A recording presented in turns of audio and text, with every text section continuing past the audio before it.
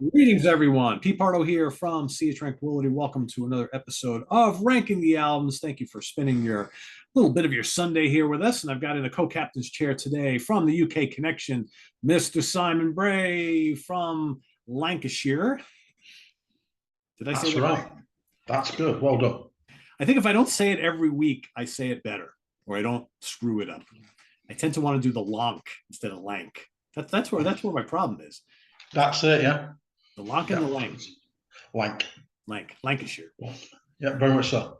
Here we go. Cool.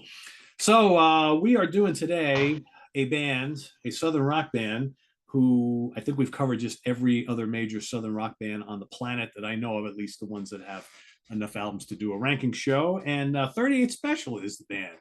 And we've got, they have 12 studio albums. We're only going to cover 11 because one of the 12 is a holiday album, which I think is fun, but we don't really do holiday albums in these ranking shows. So we've got 11 albums going across quite a few years. So these guys have been around since the late 70s. Their last album was Simon 2000. What was that last one? It's been quite a while. 4. 2004. So we have not seen a new studio album from the band in quite some time, which is actually a little disappointing, as you'll hear when we talk about some of these albums in the more recent part of the catalog.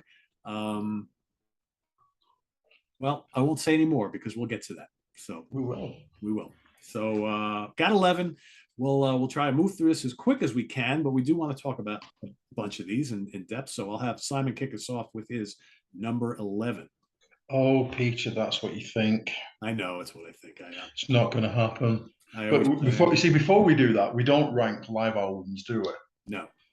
Um, but they do have 2 live albums, and on the UK connection, we tend to do favourites most. This one, Live at Sturgis, Yep. is really important record to me. Well, there you go, out of focus, but it's a really important record because it's one that my younger son likes, and he hates all things guitar bass these days. Really? He went to the dark side, but he really likes this album and some of the songs on it, because basically it's just hits, isn't it? Yeah. Yeah. Except for the just one girl, the new studio track, which is absolutely crap, beyond rubbish. But yeah, and I was driving down the road with him today, and I realised I've got this on DVD somewhere. I've got so much stuff that I don't know where it is. You don't know where it is. Yeah. And it's not like I live in a mansion or anything like that. But they've also, amusingly, before I will get to my point, they've also got Live in Texas. And what amuses me immensely about this is that at one point they bring out Johnny Van Zant, Donny Van Zant's brother, to sing their country hit, Help Somebody. And on the Live in Texas album, he says something along the lines of, "Can't hear you, Florida." Now, geography is not my strong point. But they're not close. I don't think so. I mean, you're American. It's not close, is it? No. And finally, before I do get to my number 11, I do remember reading about 38 Special not too long ago. Because when I want to know things, I go straight to your Uncle Bruce.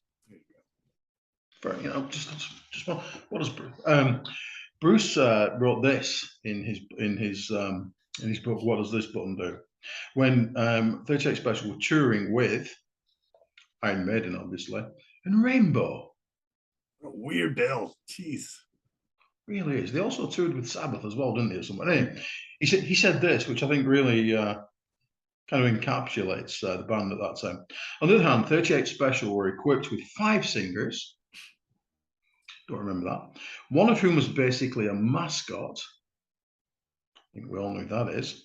The guitarist was the principal songwriter and the principal male voice, but there was a Van Zant, Southern rock royalty in the band, complete with Southern rock trilby hats. There were 2, perhaps 3 backing singers, all wearing prodigious crinolines better suited to a Mississippi riverboat of the 1900s. Oops. Yeah. Now, I've never seen the band.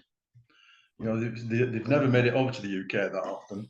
I don't know if that chimes with any of our friends out there, but there we go. And I think he raises an important point because this is a band that has quite a number of distinct eras. There's the Southern Rock era, there's the super commercial era, there's the Max Carl's in the band era, and there's the we really can't be asked to make music anymore era. Am I right? And I'm going to go to the we really can't be asked to make music anymore era for my number 11 finally. And it's only just nearly midnight. And my number 11 is, we don't like to slag off bands' most recent albums, but I think 18 years later, my least favorite Stage 8 Special album is Drive Train. Yeah, there you go. Drive Train. There's nothing wrong with it. There's absolutely nothing wrong with the record. It kind of straddles practically everything that they do. It's melodic in places. There's good guitars.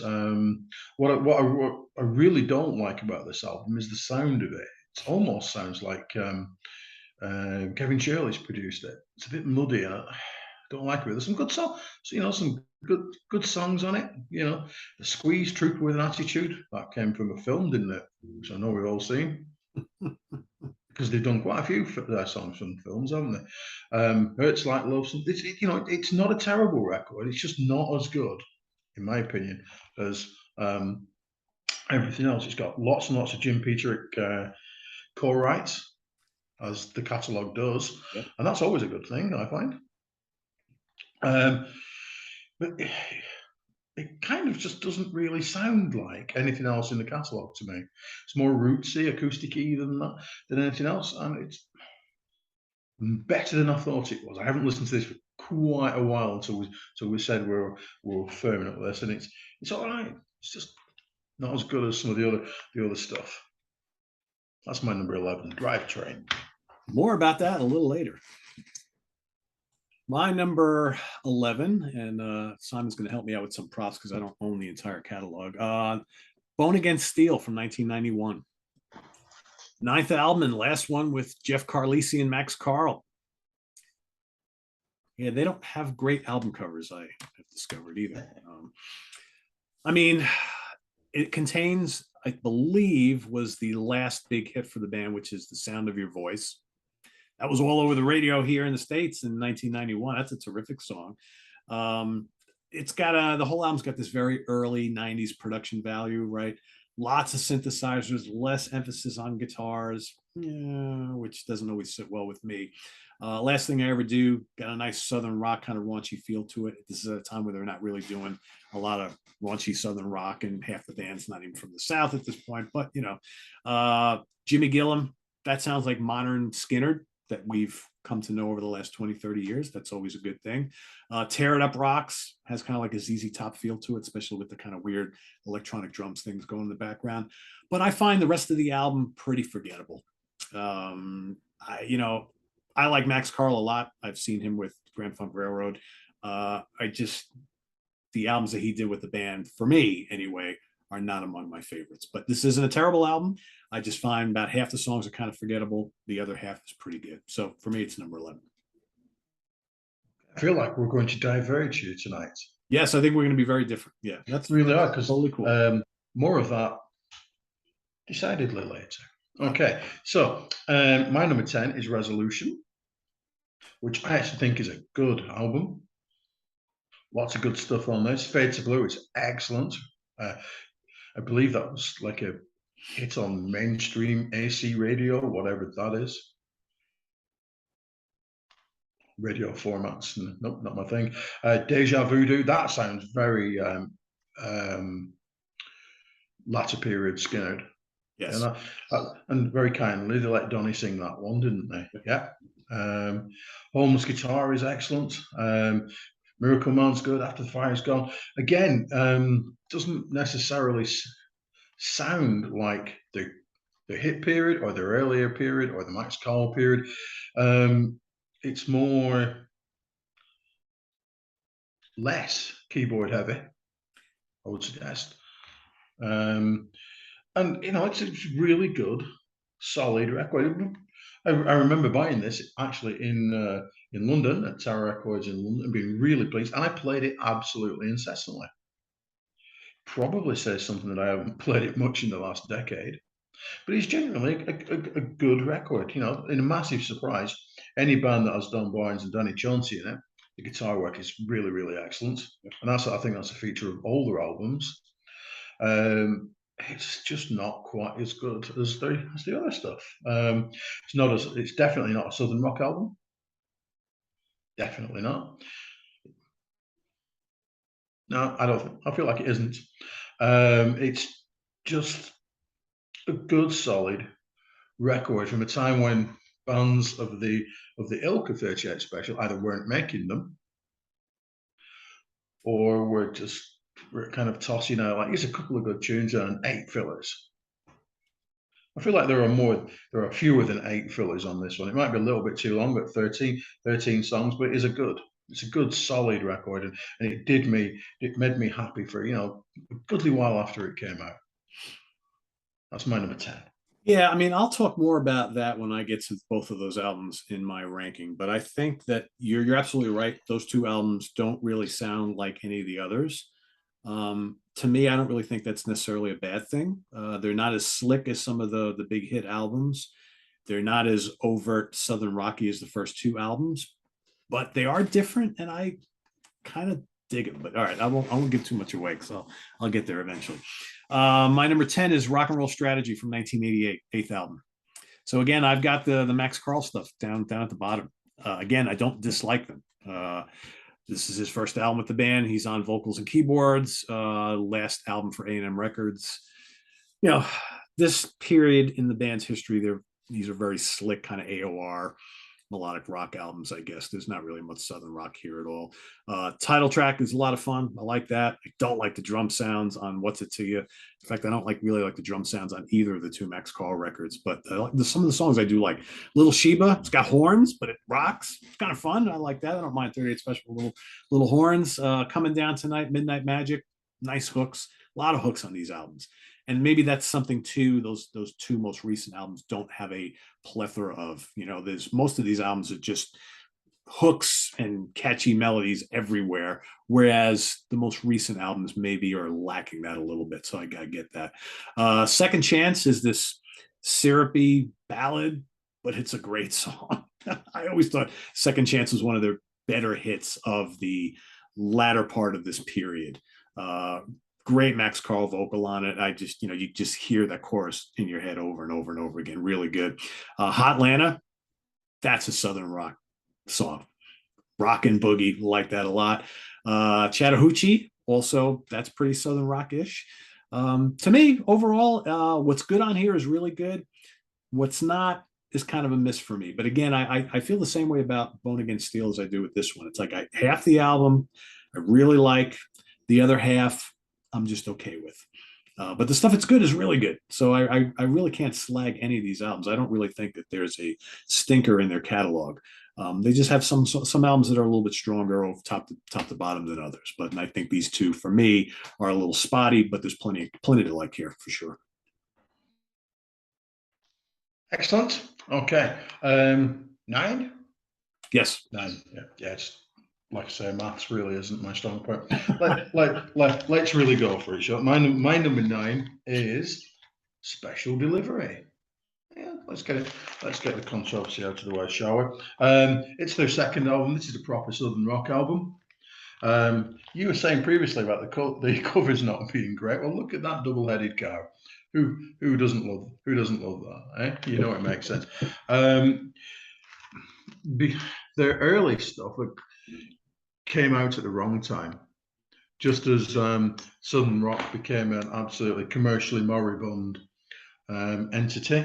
There's absolutely nothing wrong with it. Everything from here on in, I really, really love.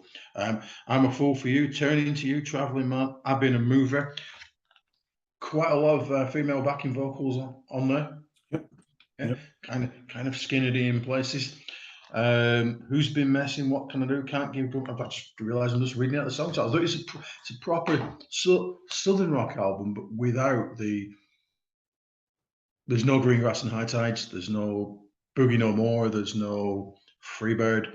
But without the really, really long. You know, to use one of my favorite songs. To use one of my favorite words, it's a pretty concise record, but you can see why it didn't exactly sell in droves, did it? Because it came out at exactly the wrong time in 1978. Just a good, solid record. A few years earlier, and they'd be absolutely quids in. But you can see why they kind of had to make the changes that they went on to make. Yeah. Yeah, I agree 100%. They were a year or two just a tad too late, because I think by the time the first two albums came out, and they didn't help themselves either, because at the time most Southern rock bands were known for taking chances and jamming, and there's really no drop dead classic songs on either of those albums, but they have the vibe. That's what's kind of cool about them, is they sound like pure Southern rock albums, and those are really the only two albums in their catalog that sound like that. Which you really love or you don't, right? So yeah. All right, my number 9. I'm gonna go with number 8. Sorry, I already did number 9. Right, yeah, right, yes. Charlie? I just did 9, so you must. You just did 9, so I'm still in number 9. Okay, I lost my track here. Okay, I'm gonna go with Strength in Numbers from 1986, their 7th album. Last album with Don Barnes on co-lead vocals for a few years. He left the band and came back in the early 90s. Another slick poppy album, but some good tracks on here. Somebody Like You was another radio hit. Great song. Like No Other Night, Just a Little Love. Good songs. Okay, good hooks. Hearts on Fire, good ass kickers. Probably the best, my favorite song on the album. Reminds me of some of their earlier stuff, which I kind of like. One of the things that I have an issue, I think, with on this album and a couple of their albums is just Donnie's not really used much at all. I really like his voice, and I think he adds that southern, southern rock vibe. And I know Don Barnes has a better voice. I totally get that, but I like when they share the vocals a little bit more. Mascot, Bruce knows. Yeah. Bruce knows. But exactly. But I like Donnie's voice. So yeah, me too. I wish they used him a little more in this album, but he's on Against the Night and Never Give an Inch, which are both, good songs. I think it's a decent album. It's not terrible. I think it needed a couple more hard rockers. It's got a little too many soft tracks for me, but it's still pretty solid. Some good stuff on there. So that's my number 8. Shall we keep the love or not love for Strength in Numbers going? What a great! I know last time we discussed 38 Special, I kind of was excited by the cover. Yeah, and I remain excited by the cover. I do. It's just so clever, isn't it? Yeah. 2 drummers still at this point. Yes. We haven't mentioned. Can you tell? 2 drummers. Can you tell? I'm asking you, Pete. No, you can't. Can you really? No. This ain't the Allman Brothers, man. It's like the Allman Brothers had 2 drummers on these 38 Special. Nah, it's a waste. But they did for a long while, didn't they? I know. This was for I was saying this is going to be to myself, because obviously I talk to myself. I was saying this is going to be number 11. It really is. And then I listened to it, and I really quite like it. Now we both know a certain Canadian who doesn't like this record by any stretch of the imagination, but it's a pop record. It's aimed fairly and squarely at people that buy their music in Walmart. See, just insert like Woolworths in that bit there if you can in the edits. It's just very, very poppy, quite middle of the road in places. But some really good songs, many of which are co-written by Jim Valance, he of Bryan Adams fame. Yeah. Yeah, because they've always used, well, not always, but for the hits, they've very much gone towards outside writers and co-writes for the entire career, haven't they? Pretty much most of their more memorable tracks are written or co-written by someone else. I mean, that's what they've done forever. And, some people probably don't even know that, but yeah, I think honestly, some of the albums that don't have all those co-writers, those are probably the albums that we don't like as much because of that factor. I mean, they hooked up with some really good songwriters, and they played all the stuff. But yeah, it's what they've done. It's what they've done. Yeah, there are some really strong tunes on this. Somebody Like You, Like No Other Night, Never Give an Inch, You and Me Against the Night, Hearts on Fire. Just some strong stuff though. But I don't like the production. The production very much goes, oh, pick me, we're right in the middle of the 80s. And sometimes that doesn't bother me. On this one, it does. That's probably more my fault. It's Keith Olsen, isn't it? I think. Yep, it is indeed. And it just sounds a bit dated. And sometimes I don't mind things being dated, but on this occasion, that kind of over synthy kind of sound, it just kind of pulls me out a little bit. But some excellent songs, and by no means a turkey. You could say at Simon, it lacks a little balls. That's as a lot of 80s albums do at times. Okay, it lacks a little balls. Yeah. But yeah, it's not terrible. Not terrible. There's some really great. I mean, I really enjoyed it more than it's the one that I thought, oh God, oh, it's pleasantly surprised. Yeah, it's nice to be pleasantly surprised. Yeah, because they are a band that I actually do listen to when I'm not listening to things. What's the phrase I'm looking for? Oh yeah, for you. Yes, when I'm actually listening to things because I want to. They're a band that I always turn to. There you go. Yeah, they're a fun band. They're a fun band. Yeah. As is this next album, which some people might be surprised that I'm ranking it where it is, but I'm going to go with 1983's Tour de Force at number 8. Good album, really commercial. I think this is where they had commercial success before this, but I think for me, this is the album where they went all out, and the record label's probably like, all right, you guys have a pretty good track record. We got to keep it going. So crank up the hits and maybe turn down those guitars just a little bit, right? And we got to make this very, very commercial and accessible for everybody. So, really not much Southern rock here, not much cranking guitars, but, Back Where You Belong, great pop rock song. 20th Century Fox, that's a lot of fun. Those are two of the better known songs on here.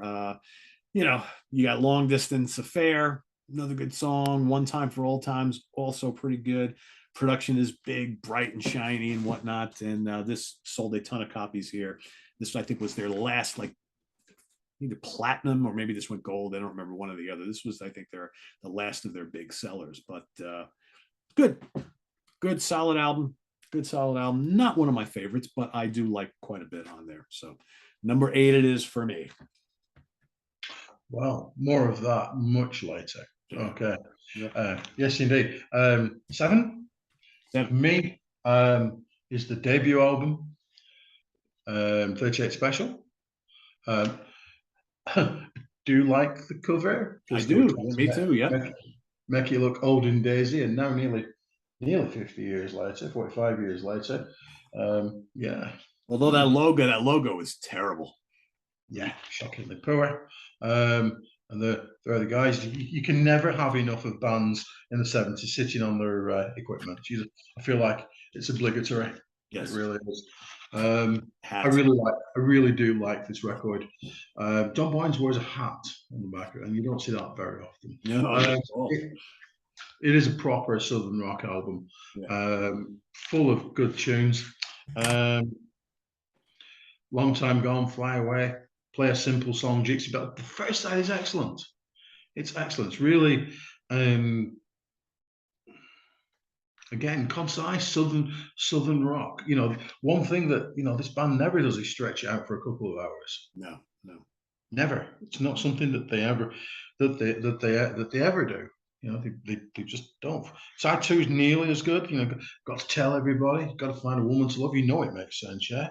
Just Want to Rock and Roll. It's a real, really solid record that came out at very much the wrong time. If you like Skinner, if you like Blackfoot, they're not as heavy as either of those. But you've got your dual guitar thing going on there. Apparently, you've got 2 drummers. It's a really underrated record because it sold about 7 copies, didn't it? Yeah. And I've got one of them, so that's good, isn't it? That makes me happy. Yeah. So yeah. Again, like the second one, it was never going to sell in the marketplace that it went into, and things were going to change. Yeah, if it came out in 75. 76 even. I mean, 77 is not that late, but it's late enough, I think. And Yeah. to me, like, I mean, you mentioned Skinner and Blackfoot. Yeah, certainly not as hard rocking as those guys. Maybe a little ballsier Atlanta Rhythm section because they had the hooks, I guess. A lot of people say ARS, they weren't rocking enough at times. Although I think there's plenty of rock on those albums too. But and they were not quite as loaded with guitar firepower as Molly Hatchet, right? So interesting. Yeah, the first two albums are really interesting, I think. And if people only know the hits of 38 Special, give those first two albums a shot because I think you'll find lots to like there. So, but yeah, they certainly didn't have their Freebird or Greengrass and High Tides Forever or Lonesome Guitar or anything. They didn't have that. They needed that one big, like, epic 8-minute long track with lots of guitar solos, but that's not what these guys did. No, was not their thing. All right, number 7 for me. I kind of hinted that this would rank a little bit higher. Resolution from 1997.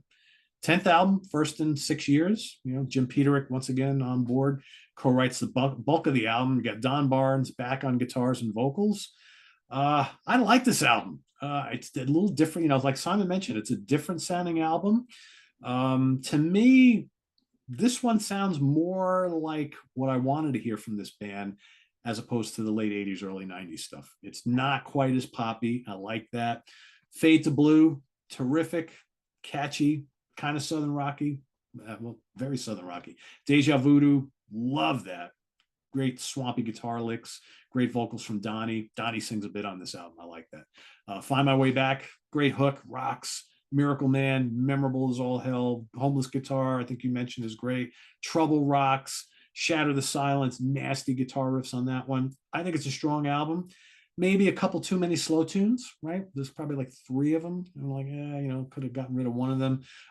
But I like this. And I kind of, and I'll talk about it on my next one too. I kind of wish this band had more to give us in more and more recent years. So, but yeah, I kind of like as much as I love Don Barnes, great singer.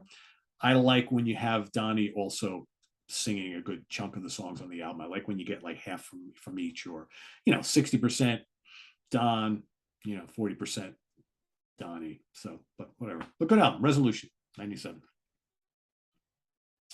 Number 6. 6. Thank you. My 6. Now, for those of us that don't watch the UK Connection, and why not? We do favorite albums, don't we? And least favorites. So now we're getting to the bits of my favorites. Now I know that they're not the best, but these are the ones that are my favorites because they mean something to me. Okay, so for instance, my number 6 is Rock and Roll Strategy. What a shite cover! Yeah, it's awful. It's terrible. Oh, it's terrible. And the only thing worse than that cover is the back cover and the fact that the name is actually spelled out. Oh, it's terrible. There's nothing good about that. And think of the title, Rock and Roll. What is so rock and rollish about anything on that album cover or the back? Nothing, right? If you just look closely, the clothes just scream 1988. But anyhow, I remember buying this. I bought this at Spillers Records in Bury, Greater Manchester. I took it home, I put it down on the turntable, and I listened to Rock and Roll Strategy, and I thought, what the heck is this? What? Well, for a band that did have 2 drummers, this is amongst the worst drum sounds you will ever hear. No, I'm sure they must have been programmed. That said, I do like the title song. Little Sheba is magnificent. A complete sucker for story songs. She got the crap kicked out of her, she came back for more, and I like that. I can appreciate that. Well done, Sheba. Coming Down Tonight is just melodic rock genius. Midnight Magic, catch it, to quote yourself, Pete, as all hell. Yep. Really is. Second Chance. I'm fairly confident one of my friends from university stopped speaking to me when I made him watch the video for this. The video's awful. The video's terrible. Jeez. Sit down, boys, and look moody. Donnie, pretend to play the guitar. You're not really on this one. But as you big hit apparently in the US. Yeah, huge. Hot Lancer is magnificent. It really is. Chattahoochee is great. Innocent Eyes, Love Strike, really, really melodic as a melodic thing. That's really very melodic indeed. And I really like the Max Colliers. I really do. I don't know anything about him outside of 38 Special, other than he's been in Grand Front Row. But these are two of my go-to albums when I really think, what can I listen to now? Or I'll just bob down the motorway, pick out some 38 Special. It's usually this one or my next choice. I wonder what that'll be. I wonder. I have an idea. All right, my number 6, again, may be surprising to some people, but I really dig this album. 2004's Drivetrain. Go figure. This is one of those albums that I've had, a copy of this for many, many years and just kind of ignored it. I would listen to it like, that's all right. And then in getting ready to do this, I listened to all these albums again, and I was amazed at how much I really like this album. It's a pretty rocking affair. Simon mentions that there's a nice mix of acoustic and electric on here, which is good. But I think the electric rocking songs really rock. It doesn't really sound like 38 Special though, which is okay by me because I think there's the production of the guitars are really big and in your face, which you don't get on a lot of 38 Special albums. So I like the stuff that's pretty rocking on here, like Something I Need, absolutely cranks. You got 3 guitar players on this. You got Barnes, you got Marco Bergstaller, Danny Chauncey, and they make the most of it. Hurts Like Love, big guitars, slide guitars all over the place on Haley's got a Harley. You got Jam On, which rocks too. Quick Fix, sounds like vintage, like first 3 album 38 Special. Bad Looks Good on You, lots of grooves. Trooper with an Attitude also rocks pretty hard. Hiding from Yourself is kind of catchy. Sheriff's County Line, that's another pretty heavy one. I like this. I think this album rocks, and it's quite heavy in spots, and other spots it's nice and melodic, but it's too bad. I mean, this was 18 years ago this came out already. It's like, come on, guys, what are you doing? I know you tour all the time and play the hits, and maybe that's good enough, but shit, we got a new Blue Oyster Cult album a couple years, like 2 years ago, and they hadn't put out one in almost 20 years. So I think 38 Special is due for one. So we'll see. But if it sounds like Drivetrain, I'm in. So that's my number 6. I expected this to be near the bottom, and I was quite surprised how much I was enjoying this and going back to it over the last couple of weeks. So yeah, number 6 for me. Would you like to buy a copy? I would certainly buy it from you. Well, you can't have mine. Anyhow. But you were saying off air that they're quite difficult to get hold of. Yeah, the latter period 38 Special, the stuff is all out of print, and whereas probably like 4 years ago you probably can get a copy of Drivetrain or Resolution for like a penny or 50 cents on Amazon. Now it's like everybody wants to charge like 40, 50, 60 bucks for a copy, and I was like, oof, all right. So crazy. Yeah, it's nuts. Definitely crazy. Yeah. My 5, in a massive surprise, is Born Again Steel. Wow. And that is not an advert for Chanel or anything like that. Yeah, another terrible cover. Yeah. That is a terrible, terrible cover. It just has virtually no redeeming features. And again, the sub Manowar on the back is just absolute. But some of my absolute favorite tunes are on this. The Sound of Your Voice is awesome. I notice it's in their current set list. Not surprising. Yeah. It's a great song. Yeah, given that nobody on this record is in the band at the moment, right? It's quite interesting, isn't it? Yeah, Signs of Love is nice. The Last Thing I Ever Do, I love. You Definitely Got Me, not great. But Rebel to Rebel, that's the song that me and our Joshua really bond over. We did it today. We were going down the M65, singing along, a bit like in Wayne's World. It's great song. It's of the many, many, many, many, many, many, many, many songs that Southern rock bands have written about Ronnie Van Zant. It's my favorite. Yeah, and the live version on Live at Stages is just unbelievably good. Yeah, I love the title track, Born Again Steel. There are not enough songs about workers getting injured and compensation and stuff. Just not enough. Yeah, not enough songs about that. They really are. You Be the Dam, I'll Be the Water. Well, once you hear that, you'll be singing it for the rest of the day, rest of your day. Jimmy Gillum, he was a bad chap, very bad chap, and like you say, Donnie needed to sing more. Yeah. They appreciate he didn't have the voice for radio. But that's okay. it's fine. It really is. Don't want to get it dirty. Just a record that I really genuinely love. But it's not. It's one that I love. But objectively, it's not their best, because their best is super good. Yeah. So yeah. Yeah, I agree with you 100% on Donnie. It's like for whatever, Don Barnes had the voice made for hits, whereas Donnie had a Southern rock country voice, and that's he's to me and I hate to keep using the Van Zant name, but he's the kind of like the legendary lineage that ties this band to a lot of other bands that we really like and love.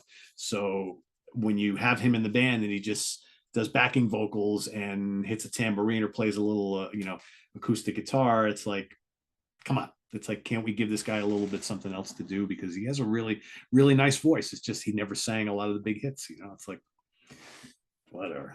All right, number 5 for me, I'm going to go with the debut album 38 Special from 1977.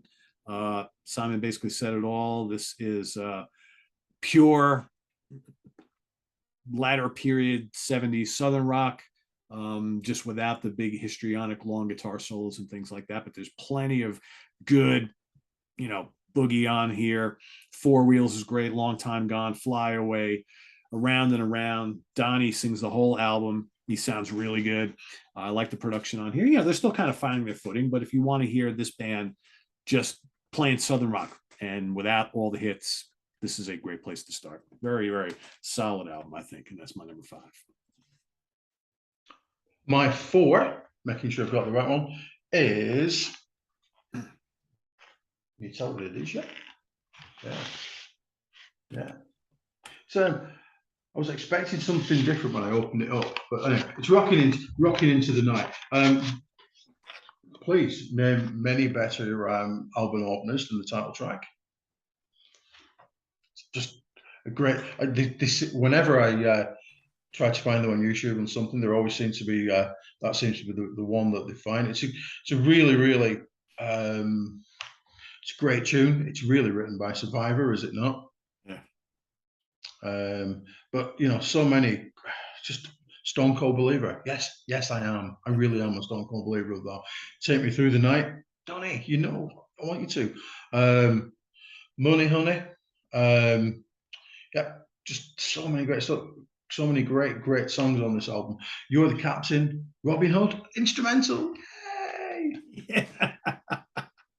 Who knew more, there was please, more, please. Yeah, who knew that they were Celtic? Who knew that? Yeah, You Got the Deal. Turn It On. This is such a solid record. Yeah. Such a solid record. And you can 100% see where they're gonna go with this, in terms of the way that they kind of went, oh, we're not selling. Okay, this is relatively southerny, but boy, are we going to turn up the commerciality as we go along. It's just like a big, come on, bring a hit story, kids, come on. Yep. Yeah, okay, we'll be along soon. This is arguably the last really southerny record, I would suggest. There are elements of southernality. I feel like I've just made that word up. Album, isn't it? Somebody did an album called Southernality, but that's not the point. I think it's they went full on towards radio, pick me. Yes. As they went along, and continued to make great records. They really did. But Wild Eyed Southern Boys. And how wild do they look? Sorry, not Wild Eyed Southern Boys. Rocking Into the Night. Kind of does rock. Whether or not it goes all the way into the night, I'm not entirely sure. But really, really, top-notch stuff. It's all about, with all these records, all about the songs. Nothing beyond 4-ish kind of minutes, really. Yeah, not at all. Yeah, if they had a 5-minute track, that's long for them. Very much so. This I'll get to it in a minute, but this was their first, I think, foray into like arena rock. Let's add some catchy melodies and hooks and crank up the guitars, and that served them well, right? Before I get to that though, Special Delivery from 1978 is my number 4, second album. Yeah, interesting album cover, but I dig the first two. I think I like them more as time goes on, because I remember initially I was kind of like, they're kind of all right. But Dan Hartman production on here, still pure Southern rock. Jeff Carlisi, Don Barnes cranking out lots of tasty twin guitar lines. We do need to mention those two guys really created some really good guitar work on all of these early albums. Donnie Van Zant singing all the lead vocals. Traveling Man is great. I'm a Mover. I'm a Fool for You. Who's Been Messing? All strong tracks. I like it a lot. So if you haven't heard the first two, I think they're probably hard to get. I know when I bought these on CD, they were like long out of print, and I paid a pretty penny for both of them. But well worth tracking down. Special Delivery is my number 4. Now the top 3 for me. Peter, can you please hold up Tour de Force? I can do that. Thank you very much. Now, I know that I own this. I have no idea where it is, but I know I do own it. And I know that I bought it in Pontypridd in Wales in a record fair at university. And I played that cassette, because it is a cassette, up and down the Rhondda Valley for 3 years, incessantly. Absolutely incessantly. I just love this record. I'm astonished that I haven't put it further up. Oh, that's because there are 2 better ones, yeah. But If I'd Been the One, Back Where You Belong, side one's just awesome. Just really, really, really, really awesome. But what it absolutely isn't is Southern rock. Yeah. Arguably, it's barely on the edges of actual rock. If I'd Been the One, that kind of sounds a bit like the Police to me in places, particularly the bass line. Fortunately, Donnie comes to the rescue in 20th Century Fox, because that Fox rocks. Yes, indeed. One of the Lonely Ones, Undercover Lover at the end.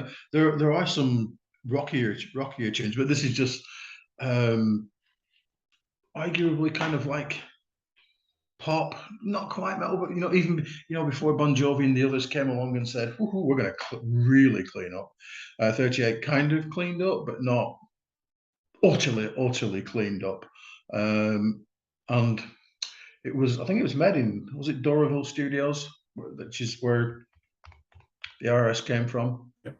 And there is that kind of sense of restraint.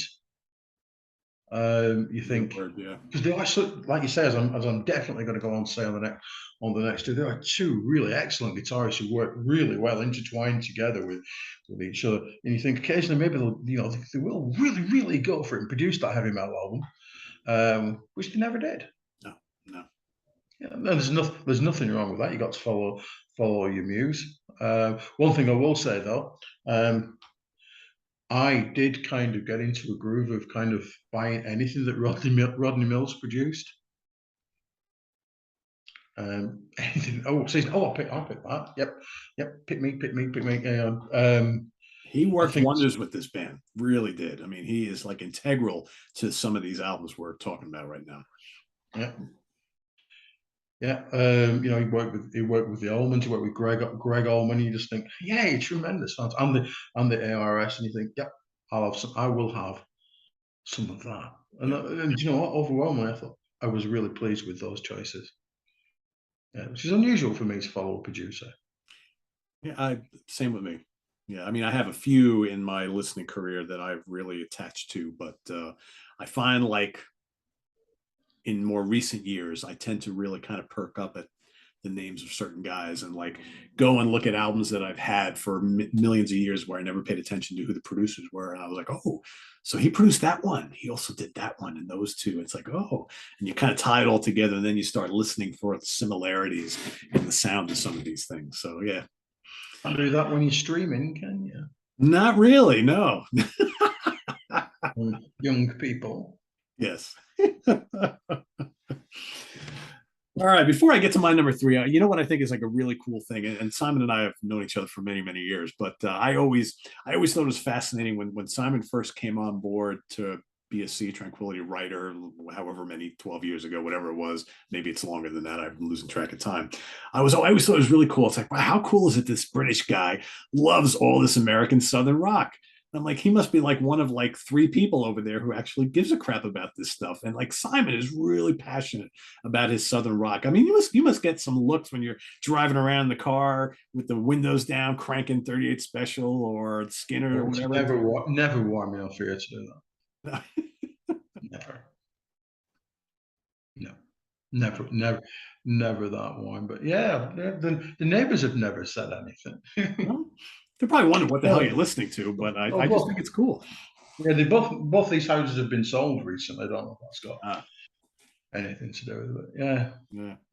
I just think it's cool because don't usually hear that. Most time when you hear folks from the UK and we're talking about Southern rock, they're like, yeah, those bands didn't do anything here. It's like, well, that doesn't mean you can't listen to them, right? Simon's a perfect example of why you could certainly listen to music that may not be catching on in the area that you live, right? So kudos to Simon for that because I think it's a cool thing. All right, my number three is Rockin' Into the Night. You know, horrible album cover notwithstanding, not that I don't like A Pair of Luscious Lips, but you know, this is a pretty hard rocking album, as Simon mentioned. Rodney Mills production. This is a great sounding album. This is the album I think where the band finally figured it out, and they're like, all right, we can play big sounding music with lots of hooks, and we're going to get the big tours. We're going to start selling albums, and they did. You know, guys from Survivor co-wrote most of this album. Stone Cold Believer, what a great song. Title track, what a great song, man. You're the Captain, Robin Hood, and Throw Me Through the Night. I mean, Take Me Through the Night. So many great songs on here. I could have ranked this higher, but the two that I have at the top, and I think we both have the same two at the top, are, you know, that's top shelf 38 Special. But this is, to me, right, it's just about there. It's just about there. So Rockin' Into the Night, 1979. I think this went gold here in the States. I'm not sure if this went platinum. I don't think this one went platinum, but I think it definitely went gold. So that's my number three. Killer album. Yeah, you said you mentioned the phrase top shelf 38 Special, didn't you? And that reminds me of the covers of my two favorite. I mean, really, lads, really? Yeah. Yeah. Okay. But what a great record! Genuinely great record. Nobody ever talks about 38 Special ever. Very much lost in the shuffle. And they've managed to make a career out of just touring these albums incessantly for the last 30 years without putting much out. This is a great record. It really is. The guitar work is fantastic. The sound is great. But the absolute best things are the tunes. Hold On Loosely, bam. First Time Around, Wild Eyed Southern Boys. That's a Jim Peterick tune. Yeah, he's arguably one of my favorite writers. Back Alley Sally, Be My Fantasy Girl. Oh, it's a tune. Side 2 is great as well. Yeah, Hitting and Running, Honky Tonk Dance throughout the line. Bring It On, Bring It On. That's actually just over 5.5 minutes long. Oh, crossing the barrier. Uh-oh. Bit of a stretch for the boys there. It's southerny yet commercial. Yeah, it's just really just excellent record. My idiot son said today, I didn't realize that 38 Special was a gun. How failed as a He's 28. They don't pay attention to stuff like that, Simon, I guess. I don't know. Not that I'm into guns or anything like that, but yeah, I mean, that's like one of the most popular, gun models. And has he never watched a crime drama of any description? I don't know. No, but I know it's just a really excellent record. Yeah. And we do want to mention Rodney Mills' production once again. It's a terrific sounding album. It's my number 2 as well. Fourth album. I mean, they really figured it out. It's amazing how Some bands figure it out right out of the gate. Sometimes it takes an album. It took these guys, two solid first records, but third album, really good. Fourth album, boom. I believe this was platinum here in the States, if I remember correctly. I mean, how great of a song is Hold On Loosely? Terrific. That Jeff Carlisi guitar solo, we talk about, we've mentioned it many times, how these guys don't go on long excursions with guitar solos, but their guitar solos, when they're great, are so melodic and so memorable. They may only be a handful of bars long, but man, they're just so good. Fantasy Girl, killer. Hitting and Running, great song. First Time Around, Throw Out the Line. Man, I mean, just so many. I love the title track on here. Love the title track. It's hard to believe that like there's a better album than this in their catalog. And forget the better favorites, whatever. There is another album that even tops this. But this is just a dynamite album. I remember when this first came out, and this was 1981. I mean, they were playing these songs on the radio for months and months and months after it first came out. And this, I think if you didn't jump on board with 38 Special with the Rockin' Into the Night album, which I kind of did, but this was the one that got everybody talking about 38 Special here in the States. And then it only went up from there. So, Simon, let everybody know what our number one is, because we both got our number one. And we may have criticized the band for resting on their laurels for the last 3 decades, but my God, they put a lot of products out early doors, didn't they? Yeah, they did. Yeah, they really did. And they put out what I consider, and I think so do you, Pete, to be their magnum opus. It's got an ass on the cover, of course it does. Yep. Yep. Special Forces. Yeah. What a fantastic record.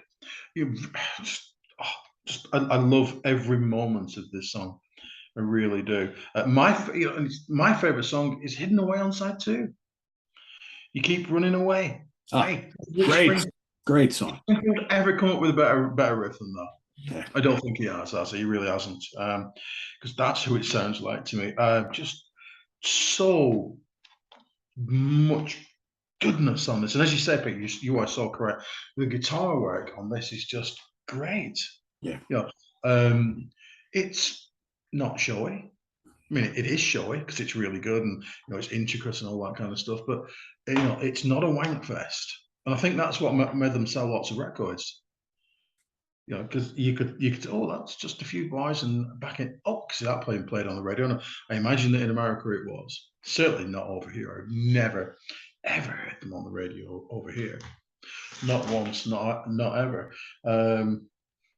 Yeah, Suitably Hairy as well at this point. Yeah. Yeah. Too, yeah. Just an absolutely fantastic record, and I've listened to it on album recently. I've took it around. I've streamed it while I've been going on walks and stuff. What a great sounding record! The risk of saying the same shit every week. It sounds like a band, and it sounds like there's a guitarist over here, there's a guitarist there. I'll be honest, I'm not entirely sure where the two drummers kind of fit in, but bass players there, singer, yay! Yeah, it sounds like somebody's put some thought into the arrangements and stuff. And I love this record, and I recommend it wholeheartedly. And it's almost like there's a barrel of a gun coming out. Just how did I raise such an idiot? Jesus. Really. But what a great record. What a collection of really excellent songs. Yeah, I don't really know how much more I can add here. It's a really, really strong album. Caught Up in You and Hold On Loosely from the Wild Out Southern Boys albums are like 2 peas in a pod. You really can't get much better kick off the album tracks than those two. They're both so amazing. Caught Up in You, again, another amazing Jeff Carlisi guitar solo that's just so lyrical and so memorable. Backdoor Stranger kicks ass. Back on the Track is great. Chain Lightning, one of my favorite songs on the album. Love Chain Lightning. Good heavy rock. Roughhousing, that's got a nice southern rock kind of snarl to it. I like that. Nice kind of slow burner, right, that kicks in and just great. You Keep Running Away. Oh, so good. Breaking Loose, Take 'Em Out, Firestarter. I mean, the back end of the album is really, really strong. Yeah, great Rodney Mills production. I love both guys singing on here. Love the guitar playing on here. This There's a lot is of Donny on this, isn't there? what's that? There's a lot of Donny on this. Yes, absolutely there is. Yeah, which That's a is good okay thing. by me. Which is Yeah, okay by very much me. so. Yeah. And he even, you showed the picture of the guys in the band before. It's amazing how much Donnie and Johnny look alike. They look very, very similar. I think because I mean, Donnie's a few years older than Johnny, but like, yeah, you look right there. I mean, that's how Johnny looks like right now. Yeah. They look very similar. That's a lot of beers they put away there. Woo! Look at that. Yeah, Nice. but Don's got the shades on indoors, so that's always cool, isn't it? Yeah, yeah, exactly. Yeah. Yeah, great songwriting, great playing, great production, great guitar work, hooks everywhere. It's a pretty rocking album too, and that's for me. I think these two albums, I'll just say for me anyway, these three albums. If you want the best blend of hard rock and 38 special and all the hooks, that's these. You get on some of the other albums we talked about, you get lots of the hooks, not much of the hard rocking. A couple of the later albums, you get a lot of the hard rocking, not enough hooks. So I think for me, anyway, this is the pinnacle of 38 special for me.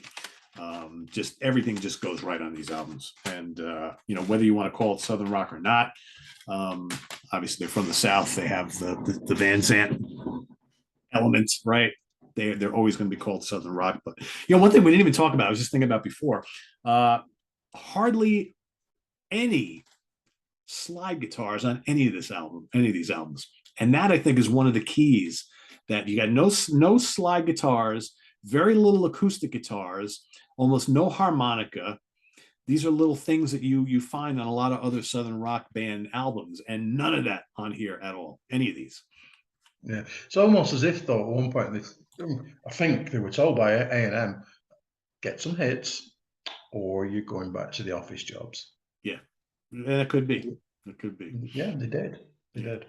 Yeah. So if you guys want to be Molly Hatchet, you're not going to sell a dime, and you'll be gone. So yeah. Yeah, it would have been nice if they'd have reverted back to their proper Southern rock roots over the last 20 years, but two of the hits, haven't they? Yeah, yeah. It's interesting though because obviously this band got their start kind of shortly after the Skinner plane crash, right? So the world was kind of ripe for another Southern rock band to kind of pick up that mantle, and in a weird way they kind of did a few years later, but not really.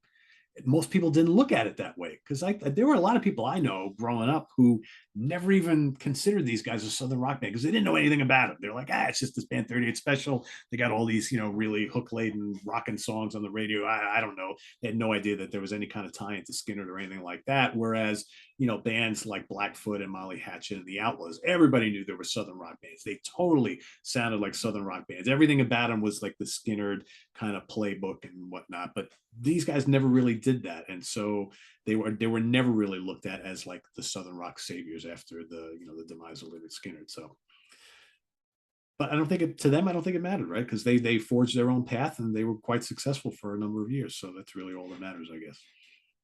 So cool. Well, there you have it, everybody. Ranking the albums of 38 Special, and yes, the Holiday album, in my opinion, is a lot of fun. We didn't include that in today's ranking, but I actually own that, and that is not too bad, actually.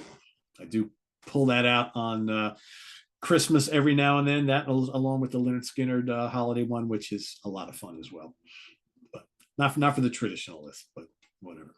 So your assignment, everybody watching, down in the comments below, rank these albums as you like them. If you want to do all of them, go right ahead. If you want to do your top 5 or so, that's okay too. So we'll see Simon in just we just saw Simon yesterday, so we'll see Simon again next Saturday on the UK Connection, because of course I got to get my date straight here on when we record these things. Spoiler alert, we didn't record this today on Sunday. So but yeah, we've got more ranking the album shows. I'm not quite sure which one we're getting next week. It's either going to be High on Fire or Obscura. So we're going to go into some heavy stuff for the next 2 episodes for ranking the albums. But we got a bunch of them others ones that are planned for the coming week. So stay tuned for that. Visit us on the web at www.seatranquility.org. We're on Facebook. We're on YouTube. All together. All the damn. All of it. All of it.